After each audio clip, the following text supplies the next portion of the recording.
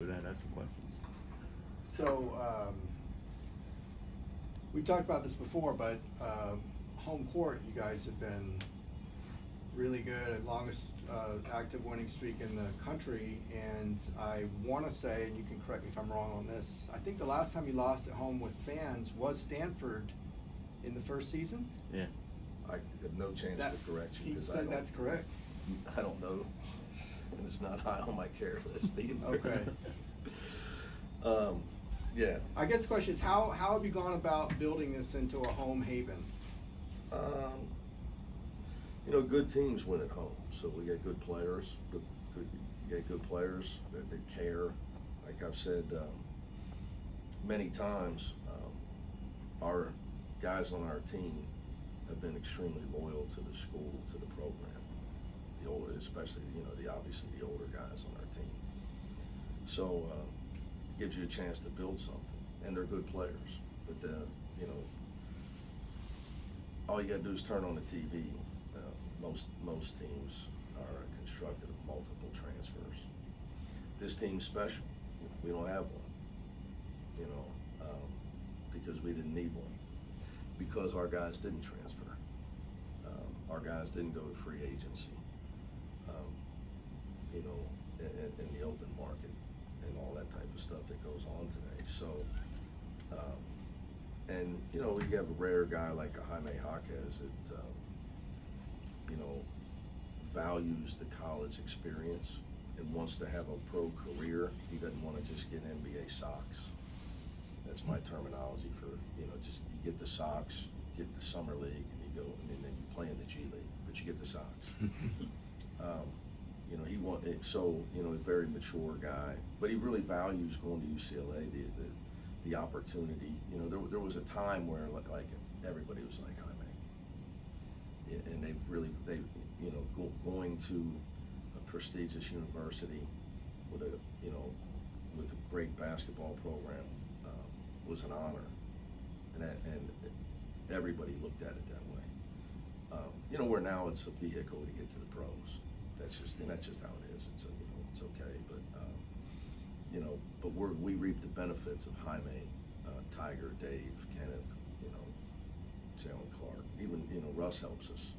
I've said that in practice. He does a great job for us in practice. So continuity. There's nothing special on your question about home, this and that. Great programs, you got to win a lot of your home games. Bill Self's been great at Kansas for a long time because look at his home record. We did a pretty good job at Cincinnati, Darren and I and all the kids there. There was a time we won 43 in a row. So, it's just a byproduct of having a consistent, really good program. But you're not going to have that without players. So that's why I talk about the players, because in this day and age, loyalty is pretty much a thing of the past. But we're fortunate to have some great kids. This kind of goes hand in hand with that. One of the first things your dad told me about you was you don't lose games you're not supposed to. And then, with a lot of non-conference He ain't games, on. I'm sure he's not on the internet.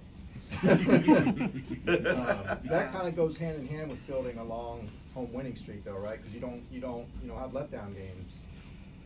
Yeah, look, we'll see how that goes on Thursday. Yeah. That's for Alex to put out stats, you guys to research that stuff.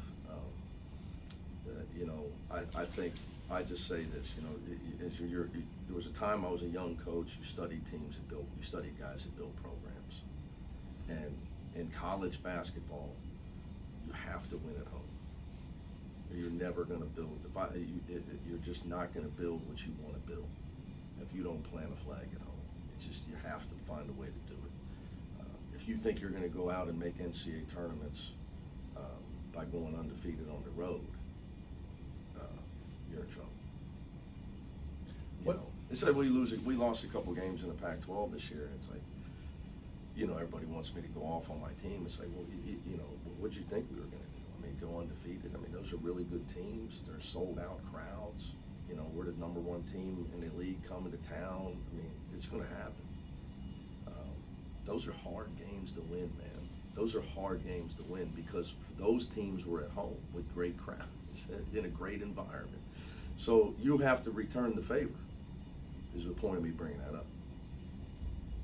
And Stanford, obviously, I think, I don't know if they did you a favor, but they obviously got everybody's attention with what they did against Arizona now. So you probably don't have to sell that as much. Yeah, again, that's all maybe true. We try to train our guys to look at what teams are capable of on their best night. That if, it's like Stanford in their last 5 shooting over 40% from 3. So they've made some changes defensively. They've made some rotational changes. They're just totally different team from when we played them 2 months ago. Totally different. Stylistically a little bit, but definitely defensively. I think, they've found a rotation that they're sticking with. So, yeah, sure, they had a big win, obviously, against Arizona, so I'm sure they got some confidence from that. But we try to train our guys that just, we got to mow down who's ever in front of us. But we don't look at their record, we look at what we have to do to win that game. What's been your favorite part of having Amari? I love guys that play hard because they get better. You can polish up the other stuff if a guy will compete. The thing that go, like if I was, front office executive, that's what I wouldn't, if I couldn't get the answer to that, I could care less about length, height, skill, height, upside. If I watch a guy and he doesn't have a ticker and he won't physically compete, I can tell you that guy's got no shot in the NBA. Because those guys, for all their drama, those guys play hard, man. They're trying to take, they're guys, you're talking about some tough dudes that can play and they're not messing around. They like those big contracts they got. You just got no chance without the competitive toughness and being able to show up and play hard. And he has that. So the rest in time he will get better at, whatever, the things we try to polish him up on, decision making, being more efficient with his dribbles.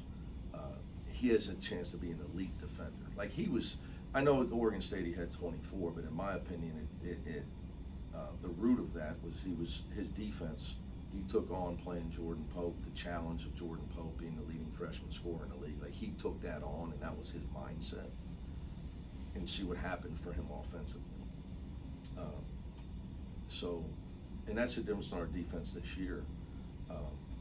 Would be him, Dylan, and Jalen Clark they're on the ball, ability to just not just not get beat, but also put massive pressure on guys on the ball. But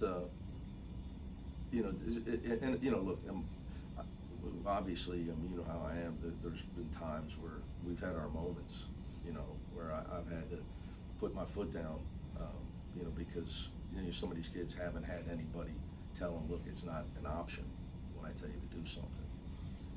But Amari takes it like a man, so he's been great. He seems very, just watching him, I don't know, even keel's kind of a cliche, but he seems very just level in his emotion and the way he competes and just his demeanor. He's very intelligent, very intelligent kid. So one thing I give, the reason Amari's here is he saw the big picture. He wasn't concerned, never asked me a question about NIL, never asked me a question about how I was going to use him, what position he was going to play. He wanted to go to UCLA since he came here. Obviously, he committed twice. But his big picture, what's best for him to get better, not skip steps. That was his term to me. Yes, usually an adult, coaches say that. So, and he knew how I was. We're going to play to win. You're going to have to listen. And that's not always easy, man. I'm well aware of that. So, but it's like eating vegetables, though. It's good for you. But you got to give him credit that he knows that. Mm-hmm. That's why I said he's intelligent enough to know that coming here and being coached is good for him. It's like putting money in the bank as far as for his development for his pro career. Looking at what Jaime has done this year, I think he's highest rebounding rates, offensive and defensive, of his career. Healthy. Highest. I would say that being healthy. But how rare is that for a fourth-year guy who's has started basically every game of his college career to up all of those effort stats, block rate, steal rate, also up in his fourth year? Well, I would say he we all know he was playing hurt last year, so that could have some effect. It also could go back to my recruiting spiel of, this day and age, it's, is college a vehicle to just get to the pros, or would you be mature enough to know you need to improve, and where places improve players? So for all those that want to say, that he's tough, they're hard, UCLA, they're this, they're that. Their guys all get better. Just look at it. From Johnny's not playing to national star to Jaime Hawkins gets better every year. Defensively, rebounding, shooting, everything. He's improved in all areas. Jalen Clark, people want to know why we signed him when he committed. Look at him now. So you do get better by being coached, not just by rolling the balls out and saying, good job, guys. It might be, good for people to actually be held accountable and to get coached. And it's not always easy. But Jaime's, his toughness level's off the charts. But I would say to the bounce in his step for the rebounding is he played hurt all year last year, and he feels like yesterday. Monday's a light day for us. Not for the young guys. The trick is to keep your veterans fresh. Your young guys, you got to make sure you get them in shape. So when their time's called, their number's called, and their time comes, so we got to work them harder while we rest the other guys. And Jaime's like, Coach, I'm good. I feel great. Like he's just so happy that he feels, like he feels great. I'm like, well, that's good. You feel great. Get on the bike. So, you're not going as hard as Will and Dylan today. So, go shoot some free throws, but. Football uses like heart rate monitors to kind of. Yeah, we got all that stuff. You use that stuff too? Okay. Going back to Amari for a second, did that stretch where he was out, 7 games, did anything slow down for him when to the point where he returned, he just saw the game a little differently? Tough for me to say. I mean, that would be a question for him. I would say no. I would say it hurt him. When you're young, you need all the game experience you can. I would say, the fact that he was rusty at USC, but he's tough. He's just such an elite competitor that he just overcame it. But there's no way it was good for him, in my opinion. But it shows you the fact that he can overcome that. A lot of guys in that situation, as a freshman, to miss a month, and it's not like you're playing insignificant games. You're playing on one of the best teams in the country, and you got to fit right back in. It's not an easy thing to do. His ankle okay? Is his ankle okay? Yeah. Kind of piggybacking off the Jaime question, it seems like he's been shooting a lot more threes since conference play started. How much does that open up the offense? He's huge. Those, and he's been making them a lot the last few weeks. Yeah, I would say he's shot it well all summer, all fall. Practice numbers. Your strength is your weakness. Jaime's intensity sometimes. You need to be calm when shooting, and he tried and trying too hard at times, pressing a little bit, knowing people told him, you got to be able to make the 3 and play D to play in the NBA. He gets too excited sometimes. All we got to do is slow him down. I mean, he's got great form, and he puts in the time. He puts in the work. So there was a stretch though when he was struggling from the 3-point line, and I knew that when the tide turned, it was going to really help our offense. Because I got to come in here and everybody's got all the answers for our offense, and sometimes it's real simple. You guys got to make open shots. And that's what Stanford's been doing lately. They really have. Your Ken Palm's green across the board, except there's one red. I think it's like. What's the difference between their green and red? Green is great. Red means not so good. I think it's like free throw rate. Free throw rate. Yeah, we don't shoot a ton of free throws, but we don't give many up either. And that would be, go back to where I'd love to be able to get them the ball more. You know, teams that shoot a lot of free throws, their big guys tend to draw a lot of fouls, or they have a guard that's great at drawing fouls, which goes back to Amari. You know, something that I still want to work with him on. He's so athletic, he tends to hang in the air and avoid the foul to score. Where a guy like Dave Singleton, maybe not as athletic. Where you see Dave's going to draw the foul. There's no hanging in the air like Amari and I used to do. So, you know, I think that's an area where he can continue to improve. I'd like to see Jalen Clark do it as well. You know, because drawing fouls is huge. Huge. We got one for Tiger. We got in the bonus. I ran a spread play. Just told him just draw a foul because we were down in the first half at Oregon. He did it and walked up and missed the 1-on-1. So sometimes the best laid plans.